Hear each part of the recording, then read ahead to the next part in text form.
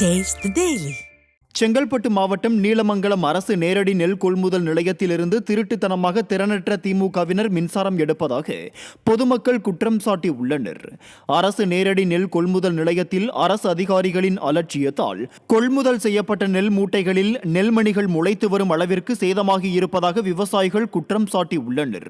மேலும் நீலமங்கலம் மற்றும் பூதூர் பகுதிகளில் உள்ள நேரடி நெல் கொள்முதல் நிலையத்தில் உள்ள மின்கம்பத்தில் இருந்து திமுகவினர் மின்சாரம் திருடுவதாக விவசாயிகள் குற்றம் சாட்டி உள்ளனர். இது குறித்து மின்வாரிய அதிகாரிகள் எந்த நடவடிக்கையும் எடுக்கவில்லை என மக்கள் வேதனை தெரிவித்துள்ளனர். கடலூர் மாவட்டம் புவனகிரி அருகே கிராம செயலக கட்டடத்தை கட்டி முடித்து ஒப்படைத்த பிறகும் அதிகாரிகள் நிலுவைத் தொகையை தராததால் கிராம செயலக கட்டடத்தை ஒப்பந்ததாரர் இழுத்து பூட்டினார்.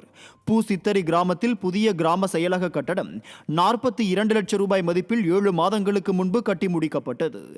இந்த நிலையில் இறுதியாக வரவேண்டிய நிலுவைத் தொகையான 23 லட்சம் ரூபாய் பணத்தை அதிகாரிகள் தராமல் இழுத்தடிப்பதாக கட்டட ஒப்பந்ததாரர் குற்றம் சாட்டினார். இதனால் ஆத்திரமடைந்த கட்டட ஒப்பந்ததாரர் கிராம செயலக கட்டடத்தை பூட்டினார்.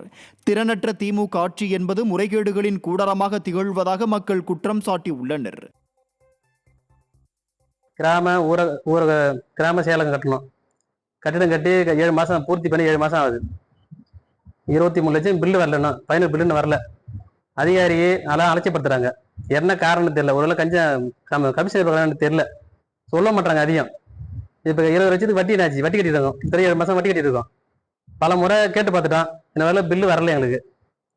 அதெல்லாம் அது வேண்டிய எங்களுக்கு பில்லு தரதுக்காக போராட்டம் பண்றோம். திருவண்ணாமலை மாவட்டம் வந்தவாசி அருகே வீட்டுமனை பட்டா வழங்க வலியுறுத்தி நரிக்குறவரின மக்கள் ஊர்வலமாக சென்று வட்டாட்சியர் அலுவலகத்தை முற்றுகையிட்டு கோரிக்கை மனு அளித்தனர்.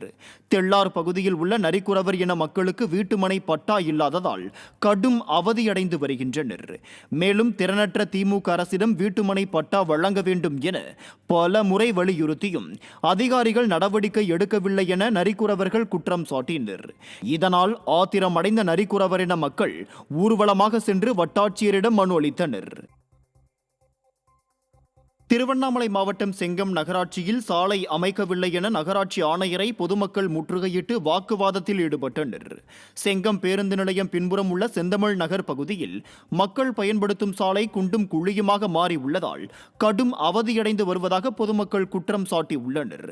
மேலும் இந்த சாலையில் தண்ணீர் குளம் போல் தேங்கியிருப்பதால் கடும் துர்நாற்றம் வீசுவதாகவும் மக்கள் வேதனை தெரிவித்துள்ளனர். இந்த நிலையில் அப்பகுதியில் ஆய்வு மேற்கொண்ட நகராட்சி ஆணையரை முற்றுகையிட்டு வாக்குவாதத்தில் ஈடுபட்டனர். திறனற்ற திமுக அரசு மக்கள் நலனில் அக்கறையில்லாமல் செயல்படுவதாக மக்கள் குற்றம் சாட்டினர். திருச்சி மாவட்டம் முசிறி அருகே கோட்டாத்தூர் கிராமத்தில் 100 நாள் வேலை திட்ட பணித்தள பொறுப்பாளரை மாற்றக்கூடாது என வலியுறுத்தி தொழிலாளர்கள் சாலை மறியல் போராட்டத்தில் ஈடுபட்டனர். கோட்டாத்தூர் கிராமத்தில் 100 நாள் வேலை திட்ட பணித்தள பொறுப்பாளராக உள்ள ஃபாத்திமா என்பவரை மாற்றக்கூடாது என வலியுறுத்தி முசிறி ஊராட்சி ஒன்றிய அலுவலகத்திற்கு தேசிய தென்னிந்திய நதிகள் இணைப்பு மாநில தலைவர் ஐயாக்கண்ணு தலைமையில் 100 நாள் வேலை தொழிலாளர்கள் வந்திருந்தனர். ஆனால் ஆணையர் ஊராட்சி அலுவலகத்திற்கு வராததால் ஐயாக்கண்ணு தலைமையில் 100 நாள் வேலை தொழிலாளர்கள் சாலை மறியலில் ஈடுபட்டனர். திருவாரூரில் தமிழ்நாடு ஊரக வளர்ச்சித்துறை அலுவலர் சங்கத்தினர் பல்வேறு கோரிக்கைகளை வலியுறுத்தியும் திறனற்ற திமுக அரசை கண்டித்தும் ஆர்ப்பாட்டத்தில் ஈடுபட்டனர். தினசரி காலை முதல் இரவு வரை மாவட்டத்தில் உள்ள உயர் அலுவலர்கள் தனித்தனியாக நடத்தும் கூகுள் மீட், ஒயர்லெஸ் ஆய்வுக் கூட்டங்களை ரத்து செய்ய வேண்டும், 15 நாட்களுக்கு ஒருமுறை ஆய்வுக் கூட்டங்களை நடத்த வேண்டும் என்பன உள்ளிட்ட பல்வேறு கோரிக்கைகளை வலியுறுத்தி திருவாரூர் மாவட்ட ஆட்சியர் அலுவலகம் முன்பு போராட்டத்தில் ஈடுபட்டனர். திறனற்ற திமுக ஆட்சியில் அரசு ஊழியர்கள் தொடர்ந்து வஞ்சிக்கப்படுவதாகவும் அவர்கள் குற்றம் சாட்டியுள்ளனர். விருதுநகர் மாவட்டம் காரியாப்பட்டி அருகே தெற்காற்று பகுதியில் சட்டவிரோதமாக ரப்பர் கழிவு மற்றும் நச்சு கழிவுகளை மர்ம நபர்கள் எரிப்பதாக பொதுமக்கள் குற்றம் சாட்டியுள்ளனர். கடந்த 1 மாத காலமாக இரவு நேரங்களில் மர்ம நபர்கள் சிலர் டயர், பிளாஸ்டிக், ரப்பர் ஆகியவற்றின் கழிவுகள் மற்றும் ஆயில் வேஸ்டேஜ் பொருட்களை தீ வைத்து எரிப்பதாகவும் இதனால் கடும் அவதியடைந்து வருவதாகவும் மக்கள் குற்றம் சாட்டியுள்ளனர். நச்சு காற்று வெளியேறுவதால் சுவாசிக்க முடியாமல் திணறுவதாகவும் கிராம மக்கள் தெரிவித்தனர். திறனற்ற திமுக அரசு மக்கள் நலனில் அக்கறை இல்லாமல் செயல்படுவதாக பொதுமக்கள் குற்றம் சாட்டி உள்ளனர். தஞ்சை மாவட்டம் கும்பகோணம் மாநகராட்சியில் ஆக்கிரமிப்பு அகற்றத்தின் போது ஆளுங்கட்சியை சேர்ந்தவரின் வீட்டை மட்டும் இடிக்காமல் பாரபட்சத்துடன் அதிகாரிகள் நடந்து கொள்வதாக பொதுமக்கள் குற்றம் சாட்டினர். கும்பகோணம் மாநகராட்சிக்குட்பட்ட 44 குளங்கள் மற்றும் வாய்க்கால்கள் ஆக்கிரமிப்புகளை உயர்நீதிமன்ற உத்தரவின் பேரில் மாநகராட்சி அதிகாரிகள் அகற்றி வருகின்றனர். இந்த நிலையில் மாநகராட்சி அலுவலர்கள் ஜேசிபி மூலம் 16 வீடுகளை இடிக்கும் பணியில் ஈடுபட்டனர். அப்போது ஆளுங்கட்சியை சேர்ந்தவர்களின் வீடுகளை மட்டும் இடிக்காமல் பாரபட்சத்துடன் விடியா ஸ்டாலின் அரசின் அதிகாரிகள் நடந்து கொள்வதாக அப்பகுதியினர் குற்றம் சாட்டினர். வாச்சக்கால்லையும் வீடு இருக்கு, வடிகால்லையும் வீடு இருக்கு. அப்புறம் அதெல்லாம் விட்டுட்டு வந்து இந்த குளத்தை தான் நோண்டுவேன். இது குளத்துலயே இல்லையே சார், குளத்தோட அளவே எங்களுக்கு இல்லையே, காமிக்கலையே. குளத்தை இந்த அளவு தான் இருக்குங்கிறத இதுவரையிலும் எங்கள்கிட்ட சொல்லவே இல்லை. இதுவரையிலும் ஒருத்தர் கூட குளத்துக்குள்ள வந்து அளவு எடுக்கல சார், அளக்கவே இல்லை. அளக்காம தான் இப்போ வந்து இடிக்க வந்திருக்காங்க. நீலகிரி மாவட்டம் உதகை நகராட்சிக்குட்பட்ட 27வது வார்டில் சாலைகள் குண்டும் குழியுமாக உள்ளதால் வாகன ஓட்டிகள் கடும் அவதியடைந்துள்ளனர். தீட்டுக்கள் பகுதியில் மழை பெய்து வருவதன் காரணமாக சாலை பள்ளங்களில் நீர் தேங்குவதுடன் வாகன விபத்தும் ஏற்படும் அபாயம் உள்ளதாக அப்பகுதியினர் அச்சம் தெரிவித்துள்ளனர். இதுகுறித்து பலமுறை புகார் அளித்தும் விடியா ஸ்டாலின் அரசின் அதிகாரிகள் சாலைகளை சீரமைக்காமல் அலட்சியமாக உள்ளதாக மக்கள் குற்றம் சாட்டியுள்ளனர். சேலம் மாவட்டம் மேட்டூர் அருகே பேரூராட்சிக்கு சொந்தமான கடையின் மேற்கூரை இடிந்து விழுந்ததால் வியாபாரிகள் அச்சமடைந்தனர். மேச்சேரியில் பேரூராட்சிக்கு சொந்தமாக 80க்கும் மேற்பட்ட கடைகள் உள்ளன. இதில் பெரும்பாலான கடைகள் சேதமடைந்து இடியும் தருவாயில் உள்ளன. இந்த நிலையில் தெப்பக்குளம் வீதியில் நடேசன் என்பவரின் கடையின் மேற்கூரை திடீரென இடிந்து விழுந்ததில் பொருட்கள் அனைத்தும் சேதமடைந்தன. இதேபோல் 2 கடையின் மேற்கூரைகள் இடிந்து விழுந்ததால் வியாபாரிகள் மத்தியில் அச்சம் ஏற்பட்டுள்ளது.